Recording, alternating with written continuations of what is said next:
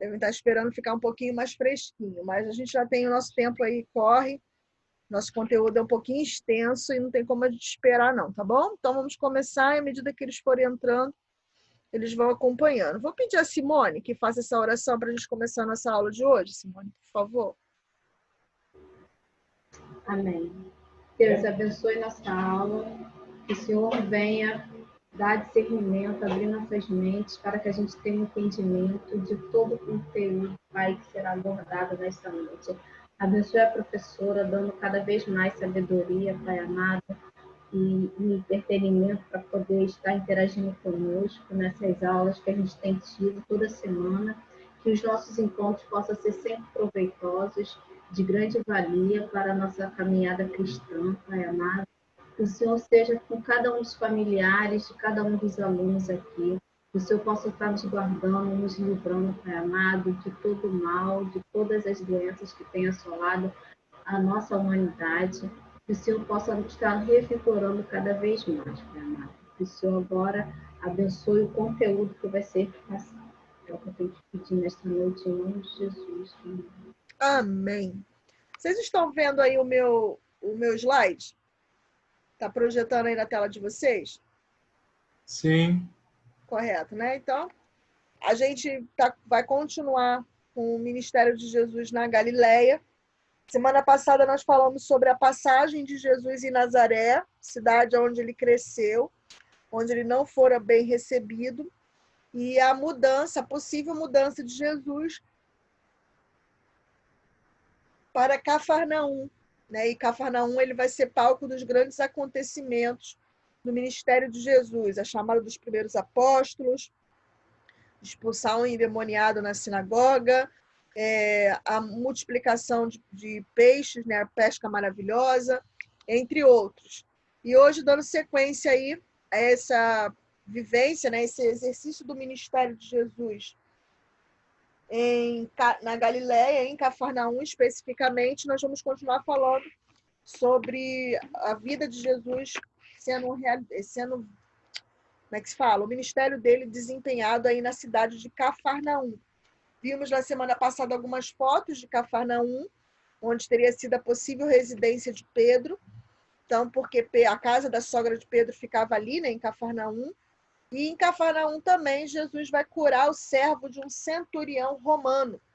É o evangelista Lucas, que é um evangelista que escreve especialmente a um público gentílico. Ele faz questão de enfatizar que a fé judaica, né, a fé cristã, na verdade, ela vai ser oferecida também aos gentios, que era uma promessa, um alvo da era messiânica. Então, eles que eram antes jogados de lado pela fé judaica, a fé cristã, diferentemente, ela convida a participação dos gentios. E é por isso, então, essa referência do evangelista Lucas, de que Jesus cura o servo de um centurião romano. O que era um centurião? O centurião ele era um oficial do Império Romano, um possível comandante de um pequeno exército de 100 soldados. O seu posto, basicamente, para a gente entender, ele correspondia ao posto de um subtenente. O caráter do centurião, a despeito da crueldade dos romanos, no caso desse centurião específico aqui, mostra um evidente amor e relacionamento com a nação judaica. Então, diferentemente da maior parte da relação que tinha o centurião com a nação judaica, esse aqui ele vai demonstrar uma aptidão, uma fascinação, talvez uma inclinação. E Jesus vai recompensar a fé desse homem sem paralelo, curando seu servo e transpondo assim as fronteiras judaicas da impureza étnica. Então, Jesus vai romper e, mais uma vez, quebrar com paradigmas. Existe uma semelhança entre os relatos de Mateus 8 e Lucas capítulo 7. Nós vamos perceber, fazendo a leitura dos dois juntos, um estágio na aproximação do centurião, a pessoa de Jesus.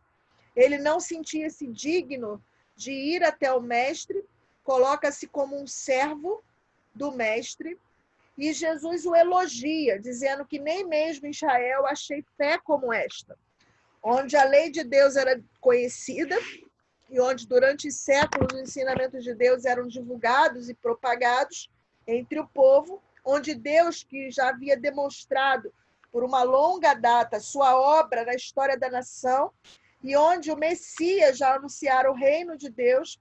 Então, nem mesmo nesse contexto, Jesus, a partir do seu próprio pronunciamento, vai dizer que tem encontrado fé tamanha como daquele gentio, daquele homem estrangeiro. No grego, a expressão é vigorosa e indica nenhum caso, ou seja, nenhum exemplo. Então, ele é enfático em dizer isso. E diante deste fato, Jesus anuncia que seu ministério se estenderia aos gentios. Poder da palavra de Jesus, a gente vai ver nesse episódio, porque ele fala, vai e seja feito conforme a tua fé. E a expressão filhos do reino lançados para fora indica aí os judeus que rejeitaram a Jesus. Paulo, em Romanos capítulo 9, reconhece o valor dos privilégios do povo de Israel, mas também concorda que sem aceitação por parte do indivíduo, ele possa obter daí qualquer bênção. Pelo contrário, isso vai resultar apenas em julgamento mais severo. Então, aí essa referência de Jesus fazendo com relação à fé desse gentio romano. Apenas para nível de esclarecimento, naquele tempo a Palestina, como a gente já falou lá nas primeiras aulas, estava sob o domínio romano, havia aproximadamente 100 anos, lembrando que de todos os impérios profetizados por Daniel, o Império Romano é o que teve o maior período de longa duração, aproximadamente 5 séculos o mundo esteve sob o domínio romano. Os oficiais romanos, com demasiada frequência, eram homens muito brutais e, por isso, desprezados. Alguns deles, porém influenciados, talvez pela religião judaica, eram bons homens. E o primeiro gentio a ser recebido na igreja foi um centurião chamado Cornélio, conforme descrito pelo evangelista Lucas, lá no livro de Atos, capítulo 10. Uma outra coisa importante a se ressaltar desse milagre é que no Evangelho de João, capítulo 4, existe um milagre similar. Todavia, aquele milagre lá no capítulo 4 de João se refere à pessoa do filho, enquanto nesse milagre específico que a gente está falando desse centurião aqui, ele se trata de um escravo, de um servo. Ali, naquele episódio de João 4, o homem insiste que Jesus vá até a sua casa, e aqui o centurião não se julga digno de receber Jesus em sua casa. É óbvio que a gente não pode dimensionar a ênfase, né, o notável milagre em ambos os aspectos, tanto da fé daquele pai quanto do centurião que pede pelo seu servo. Ambos demonstraram uma fé grandiosa. E em Cafarnaum também nós vamos ter um dos episódios mais belos da Bíblia, na minha concepção, que é a ressurreição do filho da viúva de Naim. Naim era uma pequena aldeia que ficava a 8 quilômetros de Nazaré. A única referência que a gente vai ter da aldeia de Naim é nesse texto, e diz que Jesus estava vindo num cortejo, possivelmente comemorando o resultado da missão dos 70, e rapidamente eles são advertidos, eles são interrompidos por um cortejo fúnebre, como diz o evangelista Lucas, do único filho da viúva de Naim, de uma viúva de Naim. E aí, lembrando que o contexto para a viúva, dentro do contexto judaico, no primeiro século, era um contexto bem tenebroso. Lembrando, por se tratar de uma viúva, ela já não tinha mais o seu marido. Por ser esse o seu único filho, possivelmente ela não teria mais provisão.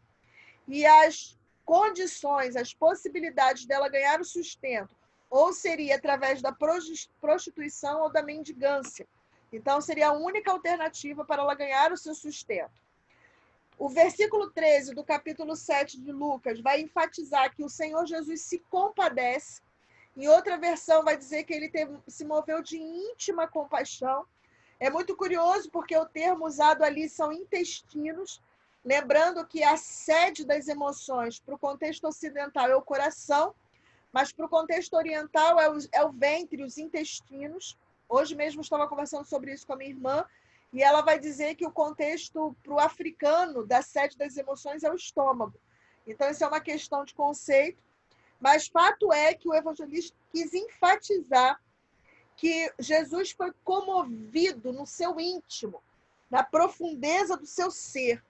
Isso vai se desprender e quando ele consola aquela mulher e ele diz, não chores, né? Ele diz à mulher, olha que consolo naquele momento de dor, quando ele se refere àquela humilde mulher, aquela mulher tão desprezada pela sua sociedade, e o mestre chega e fala, não chores.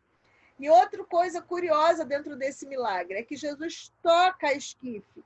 A esquife era uma espécie de caixão usado pelos mais pobres, e Jesus, mais uma vez, quebrando paradigmas, um rabi, de maneira nenhuma, poderia contaminar-se tocando o morto, com o risco de ficar igualmente contaminado. E aqui vale ressaltar que Jesus, diferentemente dos líderes judaicos da época, ele não se contaminava ao tocar algo impuro, mas o processo contrário acontecia. Aquilo que era aparentemente impuro se tornava puro pelo contato de Jesus. E Jesus ele não tem reservas, ele toca a esquife e ele ressuscita o filho daquela mulher. Outra coisa interessante que o autor da apostila vai enfatizar é que não houve ali uma exigência de fé por parte daquela mulher. Alguns vão dizer que porque ela confiava no seu íntimo, né? Possivelmente ela tinha alguma partícula de fé, mas ele não faz nenhuma exigência de parte de fé. Diz que Jesus se moveu de íntima compaixão e esse foi o motivo pelo qual ele ressuscita o filho da viúva. Uma outra nota explicativa é que existem mais 3 ressurreições registradas, a filha de Jairo, Lázaro, e Jesus pode, além do filho da viúva de Naim, tem a filha de Jairo e a ressurreição de Lázaro. Acredita-se que Jesus pode até ter ressuscitado alguns outros, mas ele comissionou os 12 para ressuscitar os mortos. Em todas as ressurreições de mortos, sobre as quais somos informados nas páginas do Novo Testamento, Jesus proferiu alguma palavra poderosa de ordem. Mocinha, levanta-te. Jovem, eu te mando, levanta-te. E Lázaro, sai para fora. Era a palavra do príncipe da vida. Eu costumo pensar, quando eu vejo esses episódios de ressurreição, a semelhança até dos profetas no Antigo Testamento que haviam ressuscitado também alguns mortos, né, como o exemplo do profeta Eliseu, do profeta Elias, vendo essa questão de que Jesus, como doador da vida, aquele do qual a vida fluía, aquilo era simplesmente uma manifestação da sua essência.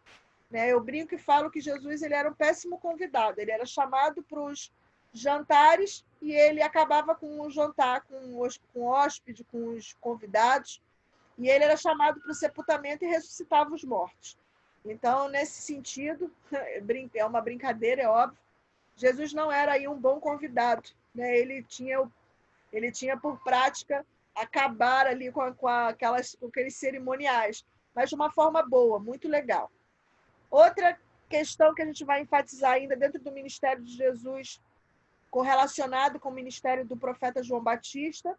Agora nós vamos ter aqui a última comunicação entre os outros, e aqui vai uma ênfase que eu falei, acho que umas 2 aulas atrás, quando João manda perguntar, né, os seus discípulos perguntaram a Jesus. Jesus está no auge da sua popularidade. Os rumores do seu milagre em Naim deveriam ter chegado às fortalezas, junto ao Mar Morto, onde possivelmente João estava preso. E João envia mensageiros até Jesus para interrogá-lo se realmente ele era o Messias de Israel. Ninguém sabe ao certo as razões que levaram João a tomar esse posicionamento. Alguns acreditam que aqui seja uma nota da fraqueza da fé de João.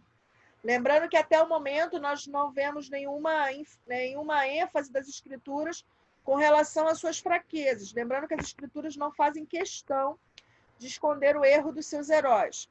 Outra ênfase seria que João Batista estaria fortalecendo a fé dos seus discípulos, visto que ele estava preso. Possivelmente João já entendia que ele não sairia dali vivo, então seria uma maneira de enfatizar ou de fortalecer a fé dos seus discípulos, fazendo com que eles seguissem a Jesus. Segundo parece, João estava esperando o Messias político. Alguns acreditam nisso, mas eu particularmente não acredito. Ele não conseguia compreender porque Jesus não estava adotando postura apropriada para essa finalidade. E aí as explicações mais comuns são: João mesmo não havia dúvida alguma, mas seus seguidores duvidavam. Então, enfatizando o que eu acabei de falar. Então, a fim de fortalecer as convicções dos seus seguidores, João envia até Jesus para ouvirem da boca do próprio Jesus que ele era o Cristo e assim poderem se fortalecer na fé. Outra possível explicação: a fé que João tinha em Jesus vacilou um pouco e o confinamento na prisão de Herodes não era nada agradável. Com certeza, com a incerteza de um dia vir a ser solto, até mesmo este homem corajoso pode ter desanimado, o que não seria incomum. E a outra possível explicação é que não era a fé de João que falhara, mas sim a sua paciência. Profetizara que aquele que haveria de vir faria obras notáveis de julgamento, mas Jesus estava totalmente ocupado em obras de misericórdia. Outra pessoa, portanto, realizaria as obras de julgamento, e João queria sabê-lo. Para mim, as explicações mais prováveis teriam sido a primeira ou a segunda, tá? A última comunicação entre João e Jesus, a resposta de Jesus aos homens de João foi dirigir a atenção aos seus feitos, aos seus sinais. Ele fala: os cegos enxergam, os coxos andam, os leprosos são purificados, os surdos ouvem, os mortos ressuscitam, e a questão da assistência aos pobres. Então, Jesus possivelmente estava fazendo uma referência às profecias de Isaías, tá? Eram obras de misericórdia, não nas vitórias espetaculares sobre os exércitos romanos, que a obra do mestre seria realizada. Jesus pregara acerca disto na sinagoga de Nazaré. Mas esta verdade não está aberta à percepção de todos os homens. Deste modo, Jesus pronuncia uma bênção sobre aquele que não achar em mim motivo de tropeço. Em sua resposta, Jesus adverte João no sentido de que não se escandalize com a maneira dele conduzir seu ministério. Nesse caso, escandalizar significa desviar-se ou fazer errar. Dizendo isto, Jesus satisfez as indagações de João e testemunha aos seus discípulos acerca do reino messiânico.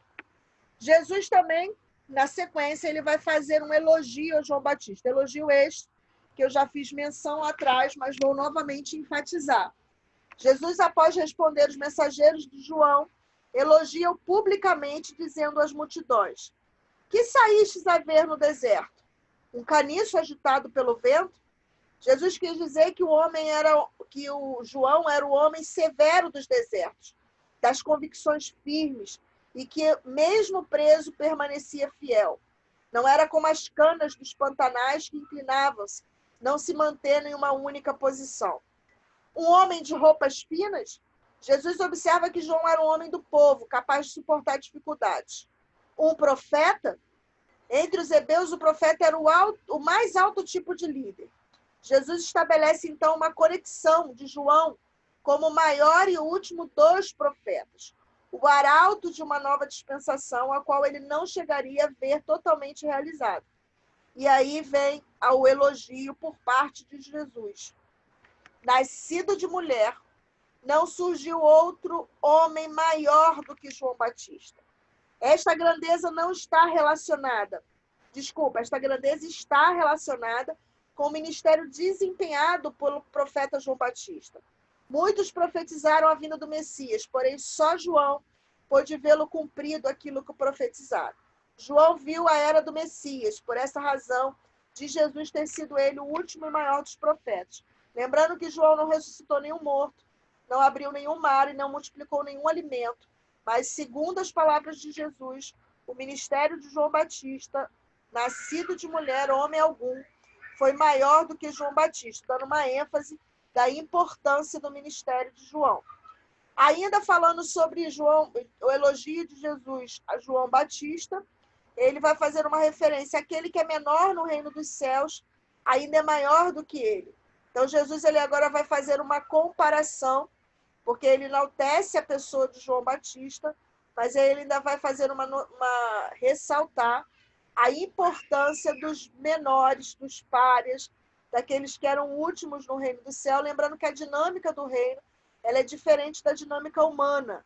Né? A dinâmica humana maior é o que está sentado à mesa. Na dinâmica do reino, maior é o que serve à mesa. Na dinâmica do mundo, maior é aquele que está em proeminência, que é o primeiro, que é o líder, que é o maior. Na dinâmica do reino, maior é o último, é aquele que serve aos outros. E após responder acerca de João Batista, Jesus faz uma célebre comparação entre seus contemporâneos e as crianças de Israel, dizendo que, como as crianças, os homens eram caprichosos, obstinados e volúveis, mostrando assim quanto ao caráter deles se diferenciava do caráter estável do precursor do Messias. Então, na maioria das vezes, o cenário era de pessoas inconstantes. E, ao contrário disso, João Batista foi um homem firme. Jesus compara esta geração com crianças que tocam flauta e querem que as pessoas dancem, mas ninguém o quer. Então cantam um lamento, mas ninguém quer que se fazer triste. Em outras palavras, esta geração, que pode ser traduzida por incrédulos, queriam que os mensageiros de Deus, João Batista e Jesus, se comportassem de modo mutuamente exclusivos. É um dilema. João não comia nem bebia. E os incrédulos diziam: queríamos que você celebrasse. Jesus, por sua vez, come e bebe. E eles disse: queríamos que você lamentasse. Então é muito curioso isso, né? O povo não estava satisfeito. Veio um precursor que se isentou, se abdicou, foi para o deserto, confinou-se lá, teve uma dieta restrita e os homens o condenavam por conta disso. Veio Jesus, que comia e bebia com pecadores, e eles vão dizer que ele era comilão e beberrão. Então, tanto Jesus quanto João recusaram-se a fazer o que esta geração, segundo a expressão dele, queria ou esperava que fizesse. As ações de João e as ações de Jesus foram condenadas porque não se enquadravam aos padrões das nações e expectativas preconcebidas dos judeus incrédulos. Então, Jesus ele não fez nenhuma questão de se enquadrar aos protocolos da época. Ainda falando sobre o elogio de Jesus a João Batista, ele vai fazer uma referência de que o reino dos céus não é tomado por força, até porque a maior parte do público de Jesus, do contemporâneo de Jesus, aguardava um Messias político, um Messias que ia tomar o governo da mão do Império Romano e ia governar com mão forte. E Jesus ele já desmistifica isso de uma vez por toda, dizendo que o seu reino não seria tomado à força. A palavra no grego tomado à força pode ser construído como voz média ou passiva, você que já estuda grego. Sendo assim, a versão padrão americano traz na margem: tem estado vindo violentamente. Então, dando essa ideia de que ele não viria violentamente, né? Mas as expulsões de demônios e outras obras poderosas de Jesus. Dessa forma, podemos dizer que não é o homem que toma o reino à força, mas o reino de Deus está sendo implantado pela força do próprio Deus. Lembrando que a palavra dínamos dá-nos a ideia de dinamite, de um poder que é um poder investido pelo próprio Espírito Santo. Então, dando essa ideia de volume, força, poder grandioso. Todo homem o trata com violência, indicando a resistência que os homens empregam contra o reino. Como, por exemplo, matando os profetas, rejeitando a própria pessoa de Jesus. Porém, esta interpretação é pouco provável. Há quem pense que o tomado por violência interpreta o entrar apressadamente no reino, com a máxima sinceridade, abnegação e resolução, como se fosse uma violência espiritual, e não uma violência segundo os moldes humanos. Todos os que querem têm pressa de entrar nele, ou ainda, o reino dos céus é considerado um prêmio que vale o esforço. A participação no reino celestial procurada com interesse e paixão ardente. Quando a gente chegar lá no estudo das parábolas, a gente vai entender sobre isso. Na sequência, lá no capítulo 11 de Mateus, nós vamos ver um lamento de Jesus. A semelhança dos lamentos dos profetas no Antigo Testamento, Jesus aqui vai pronunciar alguns ais e ele vai lamentar as cidades impenitentes de Corazim, Cafarnaum e Betsaida. né? Dentro delas, cada uma tem as suas particularidades. Corazim era uma aldeia aos margens da Mar da Galileia, atualmente tem sido identificada como Querazém, a 4 quilômetros ao norte de Cafarnaum. Cafarnaum, que era uma cidade extremamente importante, a noroeste do Mar da Galileia, era a sede da coletoria de impostos. O fato da cidade contar com um centurião provavelmente significa que era um posto militar dos romanos. Por ela passava a grande estrada de Damasco ao Mediterrâneo e achava-se segura e próspera, satisfeita e autossuficiente. Betsaida, por sua vez, é uma cidade à beira do lago de Genezaré, situada ao vale do lado do Jordão. Foi reedificada pelo tetrarca Filipe, que lhe deu o nome de Júlias, em homenagem à filha do imperador Augustus. A passagem de João 12:21 tem levantado questões em torno da possível existência de uma outra cidade com este mesmo nome, pois diz que Filipe era de Betsaida da Galileia, a qual ficaria entre o oeste e o Jordão. Então ninguém sabe ao certo se eram realmente duas cidades de Betsaida ou se fazia referência à mesma cidade.